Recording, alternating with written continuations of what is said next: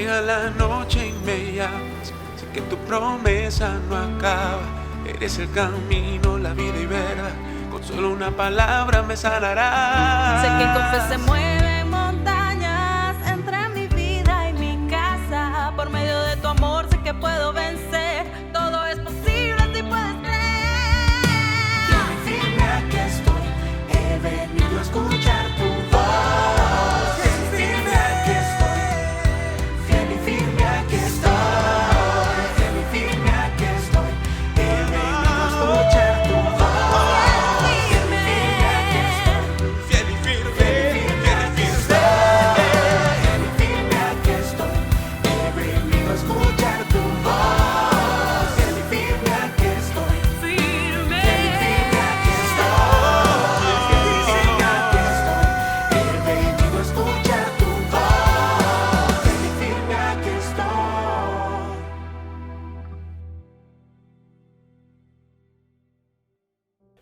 Un gran saludo para una gran familia en esta noche de viernes. Estamos cerrando nuestra semana laboral y estamos también a las puertas de oír otra exposición, en este caso de nuestro hermano Eric Garnier, a quien no hemos podido escuchar en las mañanas por fallas técnicas. Bueno, Francia está un poco complicada en su situación de orden público, etcétera, etcétera, pero bueno, ya se normalizará. Pero igual, si no se normaliza, si hay guerra mundial, si hay guerra atómica, si se acabó el mundo, igual estamos irradiando la mejor energía por las mañanas y replanteando o exponiendo alguna línea por las noches, pues confiando reposada y sosegadamente en aquel que nos regala una paz que no llegó a nosotros como la ofrece el mundo, sino una paz por la cual se pagó un altísimo precio. Muy bien, antes de escuchar al hermano Eric, quiero enviar un abrazo inmenso y un saludo muy especial de felicitación a una esforzada mujer que durante muchos años se esforzó desde todo punto de vista para llegar al logro que hoy, 7 de julio, el día 7 del mes 7 de este año, sumatorio de 7, ha recibido. Estoy refiriéndome a la hermana Elisa Peña, quien hoy tuvo la satisfacción de ver graduado como médico a su único hijo, a su hijo amado, en quien tiene sus dolores de cabeza, sus complacencias, sus risas y lágrimas, donde tiene todo su eje emocional familiar del círculo pequeño, porque es madre, cabeza de familia, madre, hijo, hijo, madre, eso es. Y así pues sé que hay muchas hermanas, amigas en distintas latitudes con un hijo, con una hija, y entonces ellas me entenderán lo que estoy hablando y los demás también, porque no estamos mencionando algo que haya sucedido en otro planeta. Una madre que se ha esforzado pues muy duro para sacar adelante a su hijo y bueno, hoy tiene la alegría de tenerlo graduado como médico, ya inició una especialización, se graduó en la Universidad Antonio Nariño. Aquí está la foto con su número de registro médico. Veo él la está pasando y se está especializando en la Universidad del Rosario como médico epidemiólogo, o sea, una especialización en epidemiología. Muy bien, me parece interesante por si llegara a haber una epidemia, no creo, pero interesante. Bueno, entonces felicitaciones No todos los días se tiene un médico en casa y bueno, un gran esfuerzo. Por eso una merecida felicitación. Bien, ahora sí, vámonos a prestarle atención a nuestro hermano Eric, que nos va a hablar, pues ya sabemos, del apóstol Pablo, pero trayendo una interesante reflexión, a ver si quizás nosotros somos considerando la vida de Pablo antes de Cristo. A ver si nos encontramos identificados ahí, porque nos gusta encontrarnos identificados en el apóstol, en el mensajero de Dios, en el esforzado y valiente. Bueno, vamos a ver si lo encontramos el mensaje. Muy bien, entonces mis hermanos, vamos a prestar atención. Mi querido hermano Eric, adelante. Saludo para todos los presentes que siempre fielmente están conectados, participando activamente en esta gran escuela de formación para el liderazgo. Entonces, no solo están escuchando, sino tomando nota, preguntando y sobre todo asimilando para poner en práctica, para poder caminar la palabra realmente. Traer a la práctica lo que vemos allí ejemplificado en las consideraciones que hacemos de las Sagradas Escrituras respecto de cada persona. En este caso, pues hemos iniciado ya con Pablo que en un comienzo pues fue Saulo de Tarso. Y quiero referirme a eso específicamente. Es decir, en la vida de este hombre hay un antes y hay un después. Hay un antes de Cristo y un después de Cristo. Entonces, quiero considerar sobre este personaje antes de su encuentro con Cristo. Entonces, el primer pasaje donde encontramos relacionado el nombre de Saulo está pues en Hechos 7:59, pero quiero leer un poco antes para ver el contexto. Entonces, Esteban era uno de los 7 diáconos que fueron escogidos para servir, y bueno, él está haciendo señales y hablando con denuedo, y lo llevan ante las autoridades religiosas, y el sumo sacerdote le pregunta sobre eso que está haciendo, y lo acusan con testigos falsos, etc. Y bueno, total que empieza Esteban a traer un discurso impresionante y fuerte contra la clase religiosa. Y entonces dice, oyendo estas cosas, ya ustedes miran allá todo el capítulo 7, oyendo estas cosas, estoy leyendo el 54, se enfurecían en sus corazones y crujían los dientes contra él. Pero Esteban, lleno del Espíritu Santo y puestos los ojos en el cielo, vio la gloria de Dios y a Jesús que estaba a la diestra de Dios. Y dijo, he aquí veo los cielos abiertos y al Hijo del Hombre que está a la diestra de Dios. Entonces ellos, dando grandes voces, se taparon los oídos y arremetieron a una contra él, y echándole fuera de la ciudad le apedrearon. Y los testigos pusieron sus ropas a los pies de un joven que se llamaba Saulo. Ahí aparece por primera vez el nombre de Saulo. Y apedrearon a Esteban, mientras él, Esteban, decía, Señor Jesús, recibe mi espíritu.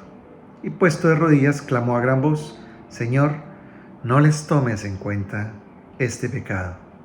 Y habiendo dicho esto, durmió. Y continúa el relato, sino que ahí hay un título y un nuevo capítulo. Capítulo 8, versículo 1. Y Saulo consentía en su muerte. Es decir, estaba de acuerdo con ello. ¿por qué estaba de acuerdo Saulo con eso? ¿Por qué estaba ahí viendo lo que sucedía y su reacción no era en defensa de Esteban, sino al contrario, le parecía bien lo que estaba pasando? Pues porque encontramos en la Escritura respecto a la formación de Saulo que él mismo relata en Hechos 22, versículo 3 al 5, y nos dice que judío, nacido en Tarso de Cilicia, criado en Jerusalén, instruido a los pies de Gamaliel, estrictamente conforme a la ley de sus padres, celoso de Dios, o sea, sus padres los patriarcas, celoso de Dios, como hoy lo son pues todos los que están ahí oyéndole. Y dice él de sí mismo: perseguía yo este camino hasta la muerte, prendiendo y entregando en cárceles a hombres y mujeres, y como el sumo sacerdote también me es testigo, y todos los ancianos, de quienes también recibí cartas para los hermanos, y fui a Damasco para traer presos a Jerusalén, también a los que estuviesen allí, para que fuesen castigados. Entonces él mismo narra cómo pues era alguien muy creyente en Dios, realmente celoso de las cosas de Dios, radical en sus creencias, pues a tal punto que no solo las defendía, digamos, argumentativamente, sino que iba a lo físico, poniendo prisioneros a aquellos que profesaban creer en el Señor Jesús. Entonces, no solo apresaba a los que estuviesen allí en Jerusalén, sino que pedía autorización para salir en persecución a otras ciudades. En el capítulo 26, versículo 4 de Hechos, también él dice: mi vida, pues, desde mi juventud, la cual desde el principio pasé en mi nación, en Jerusalén, la conocen todos los judíos, los cuales también saben que yo desde el principio, si quieren testificarlo, conforme a la más rigurosa secta de nuestra religión, viví fariseo. Es decir, era alguien muy consagrado realmente a Dios. Fíjate. En el 22:9 dice: yo ciertamente había creído mi deber hacer muchas cosas contra el nombre de Jesús de Nazaret, lo cual también hice en Jerusalén. Yo encerré en cárceles a muchos de los santos, habiendo recibido poderes de los principales sacerdotes, y cuando los mataron, yo di mi voto. Y muchas veces, castigándolos en todas las sinagogas, los forcé a blasfemar, y enfurecido sobremanera contra ellos, los perseguí hasta en las ciudades extranjeras. Entonces, vemos cómo Pablo mismo habla de cómo era él antes, de ese celo tan impresionante que tenía de Dios y cómo defendía su creencia. En Gálatas 1:13 dice el mismo apóstol Pablo: porque ya habéis oído acerca de mi conducta en otro tiempo, en el judaísmo, que perseguía sobremanera a la iglesia de Dios y la asolaba. Y en el judaísmo aventajaba a muchos de mis contemporáneos en mi nación, mis contemporáneos, siendo mucho más celoso de las tradiciones de mis padres. En Filipenses 3:5 nos dice: circuncidado al 8º día, del linaje de Israel, de la tribu de Benjamín, hebreo de hebreos, y en cuanto a la ley, fariseo. Entonces, ¿qué es lo que quiero destacar con estas citas? ¿Quién era Saulo antes? ¿Dónde había sido formado? ¿Cuál era su entorno? ¿Cómo era un creyente fervoroso en Dios? Y había sido formado pues desde muy niño, tanto que lo vemos allí joven, ya consintiendo en la muerte de alguien que está hablando en contra de sus tradiciones, en contra de lo que él creía, anunciando un nombre de un personaje que había dicho que iba a destruir el templo, que era lo más sagrado, pues eso era de las acusaciones falsas, porque nunca dijo que lo iba a destruir. Pero bueno, dijo: destruid este templo y en 3 días lo levantaré. Destruid vosotros. O sea, no que él lo iba a destruir, pero bueno.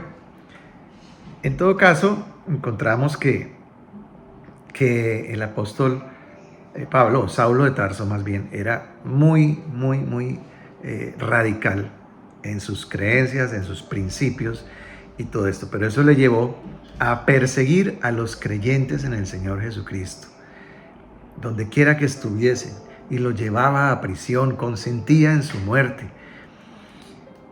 Y bueno, y de los episodios más dramáticos que podemos encontrar en la escritura de esto, pues es la muerte de Esteban, de este vaso de Dios tan ungido, tan especial, y cómo ese celo lleva a las personas a matar por causa de lo que creen. Y claro, conocemos la historia que en nombre de la religión pues han hecho guerras entre naciones, guerras entre naciones que tienen diferente credo, y bueno, y entre las personas se juzgan, se persiguen, se discriminan, se persiguen. Bueno, es una situación compleja. Nosotros, desde nuestra perspectiva como creyentes en el Señor Jesucristo, miramos y decimos: uy, qué terrible, ¿no? Ese Saulo sí era malo, ¿no? Pero claro, él no conocía a Cristo. Él decía creer en Dios, pero cuando aparece allí en carne la plenitud de la deidad, eso transforma su vida. Es como que no conocía a Dios, o lo conocía en una dimensión tan lejana que no podía recibir y no podía aceptar aquello que oía que hablaban otros. Solo hasta que se le presenta de esa manera extraordinaria, entonces es como que llega esa luz que él mismo describe a su vida, de tal forma que él puede ver, y viene esa conversión, ese arrepentimiento, esa nueva vida comienza en él. Entonces, pero más allá de ver los hechos, pues está ahí en las escrituras, o recordarlos o mencionarlos, pues quisiera poder traer a nuestra vida estos episodios que he leído, porque normalmente nosotros nos creemos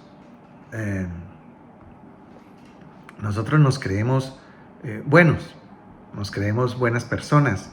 Entonces los malos son los otros, son los demás, y nosotros estamos bien. Y tendemos a juzgar, a señalar, a acusar, a denigrar, a deshonrar a las otras personas. Y claro, es que ser honesto y mirar dentro de sí y reconocer, pues es reconocer nuestros errores, nuestras falencias, y proceder al arrepentimiento, pues implica realmente ser valiente y proceder en ese sentido con todo el denuedo a ese cambio. Entonces, encontramos o podemos encontrarnos más bien con que nosotros hemos sido Saulo también. Y no hablo de la pasada manera de vivir antes de que alguien nos hubiese hablado de Cristo, sino que hablo que nosotros ya como creyentes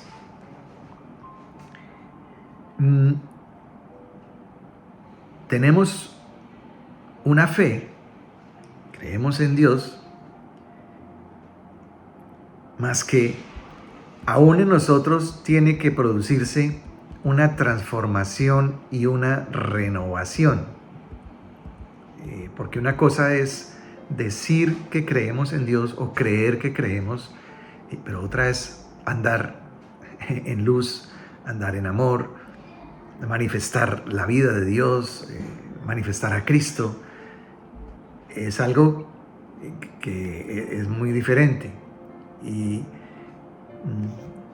pues nosotros también todos de alguna manera fuimos formados y nacimos en una cultura con tradición religiosa, pero quizás la religión a la cual estamos más arraigados fuertemente es aquella que nosotros mismos hemos creado.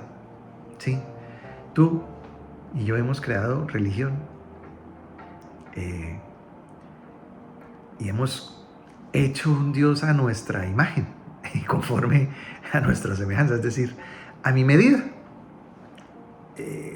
a mis necesidades, a mis demandas, que me supla, que me sirva, que me cubra, que me cuide, pero que no afecte mi vida en todo caso, en cuanto a mis decisiones, en cuanto a mis proyectos. Es decir, que no, o sea, ¿no? Porque más allá ya es, ¿no?, ser fanático, ser... Entonces, normalmente tenemos un Dios a nuestra imagen, realmente un Dios pequeño. No nos hemos encontrado con Cristo. No ha llegado la luz a nuestra vida. Y nosotros encontramos entonces que nos podemos estar oponiendo en defensa de nuestro ego. Nos estamos oponiendo realmente a Cristo cuando trata de llegar a nuestra vida en una palabra. O cuando viene a través de un hermano que nos está trayendo un mensaje, un consejo, una palabra. Entonces, nosotros mismos nos podemos estar volviendo opositores o perseguidores incluso, ¿no? Porque nos protegemos a nosotros mismos, que decimos cosas como, bueno, yo tengo mi relación con Dios, Dios me conoce, eso dicen allá en la iglesia, o sea, allá es la iglesia y yo estoy aquí, es como algo aparte, allá hablan esto, allá dicen aquello, pero yo, Dios me entiende, Dios me conoce, yo tengo mi relación con Dios. Son unos argumentos todos que son como formando un escudo, una barrera y una oposición a que llegue Cristo a mi vida. Hemos incluso consentido en que alguien sea apedreado, igual que Saulo. Y uno dice, pero ¿cómo, hermano? Sí, claro. Cuando alguien habla mal, por ejemplo, de la obra del Señor, o alguien habla mal de sus ministros o de los hermanos, entonces, y consentimos en ello, no salimos en defensa, sino decimos, sí, hola, sí, ¿no? Esto como queda así. Consentimos, conestamos. Entonces no recibimos la palabra que viene de Dios, nos oponemos a hacerla, pero no solo eso, sino que acusamos, enfrentamos, inclusive ofendemos de palabra. Hay palabras, dice, que matan, como espadas, como cuchillos afilados, palabras que hieren. Pues el que se enoja con su hermano es culpable de homicidio. Es decir, yo vengo a ser como un Saulo de Tarso cuando no estoy en paz con mi hermano, cuando no perdono a mi hermano, cuando no recibo, por ejemplo, esa palabra, la de perdonar a mi hermano. Entonces, no, yo no tuve la culpa, no se abogo, no se deje. Es lo que inmediatamente le llega a su mente, allá, esto no lo paso por alto, esta no se la rebajo, esto, o sea, esas frases típicas, él fue el que comenzó, Bueno, y se vuelven unas disputas, unos pleitos, unas contiendas, una cosa que pasan los días, las semanas, los meses, los años, e incluso pasan las generaciones. Es decir, hay cosas y odios y cosas que pasan de padres a hijos. Con esos no se meta. Estos son así, estos son así. A Dios sí lo recibo. O sea, el Señor Jesús en este caso ya no es el Dios Jehová y no recibimos a este Jesús. No, ahora es a Jesús sí le recibimos, pero este hermano no estoy muy de acuerdo lo que dice. Estos ministros como que no, este hermano no me cae bien, o sea, lo mismo, y salgo en persecución y consiento en que sea apedreado. Porque cuando yo lanzo palabras que deshonran, palabras que son chisme, que son murmuración, eso es una pedrea, sencillamente. Así es. Entonces, pues no necesito salir persiguiendo a alguien con una pistola o golpearle físicamente. No, es que estamos aplicando al espíritu. La palabra es para nuestra enseñanza, una enseñanza espiritual. Entonces, pues cuando alguien habla mal entonces en contra de la obra, de los ministros de Dios, de los hermanos, pues eso es, somos como Saulo. Entonces, antes que señalar, uy, ese es Saulo, no, yo decido igual, pensando que creo en un Dios, que sirvo a un Dios, pero estoy en contra de quien Dios envía. O sea, es un poco contradictorio, ¿no? Entonces, cuando me doy cuenta, esa situación de mi corazón que es contra alguno, fíjese que la palabra me dice si alguien tiene algo contra ti, ven y ponte en paz con tu hermano, dice la palabra. Y si es al contrario, con más razón. Si eres tú el que tiene algo contra alguien, pues con mayor razón, ¿no?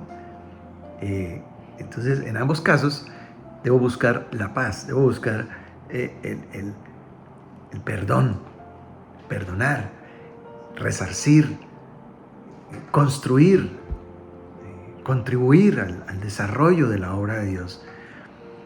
Entonces, puedo ser hallado en esa persecución. Entonces, pero decía, cuando tengo al hermano en un concepto, a mi hermano, quien sea, en un concepto que es con mi mente carnal, y lo señalo y lo acuso y no le recibo, realmente lo que estoy haciendo es poniéndolo en una prisión. Sí, está en una prisión. En mi corazón está en una prisión esa persona. Lo mismo que hacía Saulo con los hermanos. Y no los dejo ir libres, a menos que cambie mi corazón, a menos que me renueve, a menos que llegue a amar a mis hermanos, a recibirlos, a empezar a interceder por ellos, a empezar a pensar en ellos, a ayudar, a sembrar el bien, a construir iglesia. Entonces, esos argumentos, ya sea con respecto a la obra, corporativos, a mi fe en Dios, o esos argumentos con respecto a mi relación con otros hermanos, pues son de una mente caída. Si bien yo me digo creyente y creo, y entonces me mantengo en una posición allí con mis argumentos y llego a cometer estas situaciones como las que cometió Saulo en su momento, que se encontraba, pues en todo caso, en ignorancia. Entonces, nosotros debíamos decir, contrario a allá dicen eso y allá es la iglesia. Yo soy la iglesia. Yo creo en esto. Esto he recibido, he sido enseñado en esto. Esto es lo mío. Esta es mi madre, esta es mi familia. Mis hermanos son mi familia. Esto soy yo. Este es mi camino. Esto es mi vida. Eso es diferente. Pero Saulo no se quedó allí como Saulo, pero Saulo tuvo un encuentro con Cristo. Entonces, nosotros también podemos tener un encuentro con Cristo y nos lo estamos encontrando cada día, en las mañanas, en las noches, está llegando a nuestra vida esa palabra que es luz, que nos derriba realmente a tierra para despertarnos, para levantarnos, para que procedamos al arrepentimiento, para que nos convirtamos verdaderamente, para que cambiemos nuestra manera de pensar, de ser y actuemos de otra forma, ya con un corazón renovado y limpio. Entonces, todos los días estamos ¿cómo podemos cambiar esa situación? Y en lugar ahora de apedrear, de perseguir, de matar, que podamos edificar, construir, ser como Pablo, que fue enviado por Dios para anunciar el Evangelio. Y nosotros también, como Él. Pero solo cuando llega esa luz a mi vida y la recibo, puedo darme cuenta y decir, oiga, yo estaba persiguiendo al Señor. Porque eso dice el Señor, ¿no? Cuanto hicisteis esto a mis pequeños, a mí me lo hicisteis. Estuve preso, no me visitaste, estuve desnudo, no me vestiste, tuve hambre, no me diste de comer. No, pero ¿cuándo, Señor? No hemos hecho nada de eso. A todos estos aquí malos, perversos, sí, ni los miro, pero contigo, no. Y te recibo, Señor Jesús. No, ¿dónde habita el Señor? ¿Dónde está el Señor? Está en tu corazón, está en el mío, está en el corazón de mis hermanos. Cuando hacemos algo a uno de nuestros hermanos, se lo estamos haciendo al Señor. Entonces, hoy tal vez el Señor puede estar diciéndote, ¿por qué me persigues? Eric, ¿por qué me persigues? Y yo, ¿cómo así, Señor? Sí. Que puedo estar poniendo en prisión hermanos, puedo estar apedreando, puedo estar consintiendo en la muerte de hermanos cuando consiento y estoy en acuerdo con todo aquello que viene a oponerse al plan de Dios, a la palabra de Dios, a la obra de Dios, a la edificación del cuerpo de Cristo, a la autoridad establecida por Dios. Y entonces nos queda solamente el camino de postrarnos y reconocer y arrepentirnos y cambiar, perdonar, ponernos en paz, resarcir, pagar, devolver al que honra, honra. Con las palabras hacemos tantas cosas. Y entonces,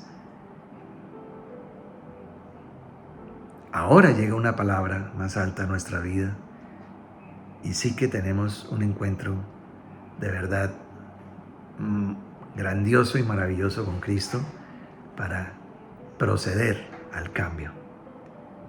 Podemos hallarnos creyendo que creemos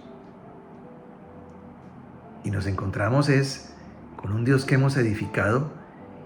Y ya el hermano Alfredo nos ha hablado de ese Dios, somos nosotros mismos. Entonces salimos desde nuestra defensa, buscamos lo nuestro, señalamos allá, acusamos allá afuera, queremos autojustificarnos y eso ocurre todo el tiempo,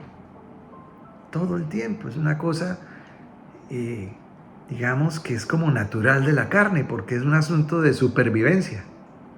Pero por eso es necesario hacer morir lo terrenal en nosotros, hacer morir por el Espíritu las obras de la carne. Y así que, mis hermanos, este primer participación en lo que respecta a Pablo, pues creo que tiene que ver en todo caso contigo y conmigo. Ese primer episodio de su vida siendo Saulo de Tarso, creyente en Dios. Mira tú. Entonces, ¿por qué está eso escrito ahí? ¿Qué enseñanza nos trae eso hoy a nuestra vida?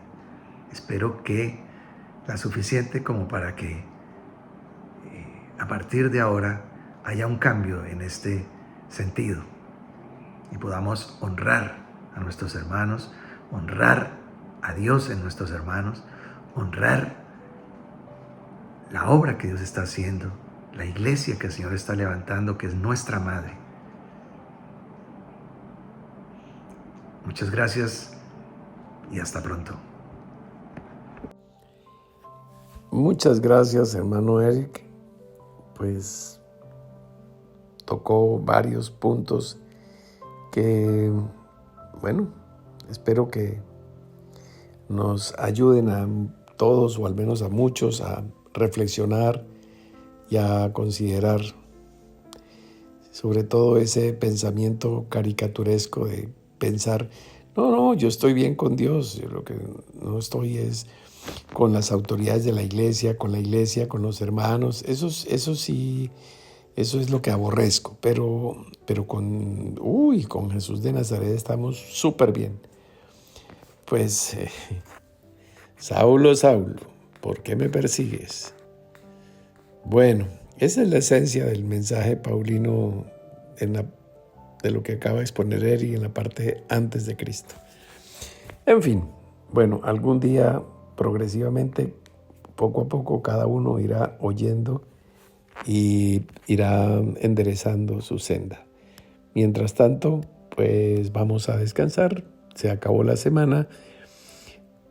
Mi deseo es que tengas la satisfacción de, si tomaste las mejores decisiones, pues que disfrutes de los beneficios de haberlas tomado. Si estás en indecisión, pues inclina la balanza de tu corazón, porque el tiempo se va agotando. Tic-tac, tic-tac, tic-tac.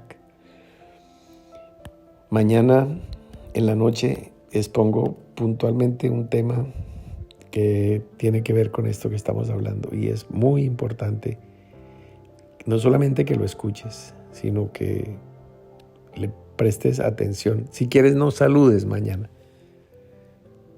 Mañana casi que te diría que es para oírla como ciertas cirugías de corazón abierto. Bien, ya te lo dije. Invita a tus amigos, a tus allegados, y ahí nos vemos. Por la mañana, claro, tenemos nuestro programa de adoradores que, como siempre, realizan nuestras hermanas con tanto esmero y tanto cariño, y ahí vamos a estar conectados, fieles y firmes. Entonces mañana tenemos un sábado de punta a punta. Fuerte abrazo.